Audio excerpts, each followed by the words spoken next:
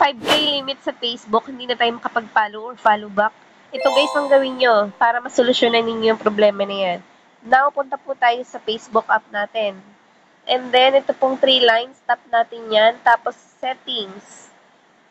After that, itong content preferences po, pindutin natin. Then, nakikita nyo po yung unfollow na yan. Tap po natin iyan. Ito po ay naka-all. Sama-sama na po sila dyan, friends and followers. Tapos dito po sa right upper side is, nandito po yung filters. Ayan guys, friends, groups, page, and public figures.